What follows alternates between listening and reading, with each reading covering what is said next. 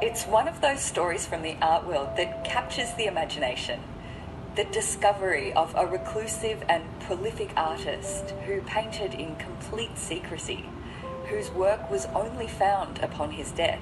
The surfaces are extraordinary because whatever he could find, he painted on. Curtains, blinds, anything. Tin, cardboard. There was this absolute obsession to paint, and if he had an idea in his mind and he didn't have a canvas, well then whatever was at hand.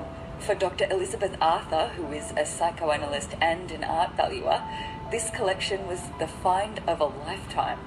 How many people had the opportunity of discovering there was something like this? Dr. Arthur spent many years studying the man through his work, cataloguing his artwork in her 2020 book, The Secret. Well, when the paintings were discovered, the final number, when we had them all set out, the final number, I think, was 7,003. The man who made them was Robert Martiensen, a retired math teacher who lived in a derelict farmhouse on the outskirts of Mount Gambier in South Australia. When he died, his astonishing secret was discovered. After he died, they contracted someone to empty out the house, and they had no idea what was behind those walls. And they found these thousands of paintings stuffed everywhere. Dr. Arthur's own life changed when she received an urgent phone call to save the discovered artworks. The call came from a stock and land auctioneer charged with selling them off. He said, "I'm an auctioneer from the Elders in South Australia,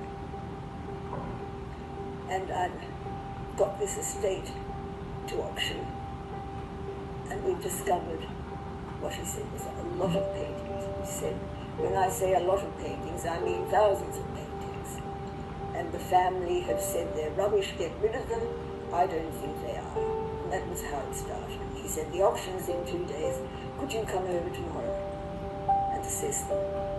So everything else was cancelled, and off I went to South Australia, went to the warehouse on the outskirts of the town, walked into that room, and was absolutely speechless, because there were these hundreds, thousands of paintings all around the walls, stacked in the middle. Most amazing sight. I said to him, "No, these are not rubbish. This is very important." Although he's unknown to the art world, she believes his talent and mind were extraordinary.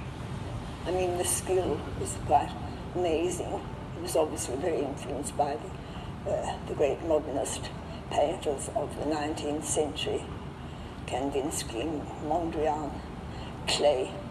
You could see that he was involved mentally with so many social issues, with environmental issues, Aboriginal issues, ancient history, modern history, archaeology. It's all there in the paintings and in the titles. His works over here is where he had a whole series. For example, they're just a few from the series, but he would paint, as I said, up to about 45, could be in the series. The collection is owned by Merv and Jenny Heemskirk, who have loaned works for this exhibition at the Hamilton Art Gallery in Western Victoria. This show in particular, about there being a secret of 7,000 paintings, I can't say that over the 60-year history of the gallery that's occurred before. Some of the reactions have been really, really overwhelming for some of the audience members. Particularly at the opening, we had a number of audience members who were crying in relation to the story behind the artist. They're an outsider artist, so there's no impact from the art market, no formal training. In order to produce this number of works in the time span he had, he just didn't stop. And I think the collection will become very significant, very significant.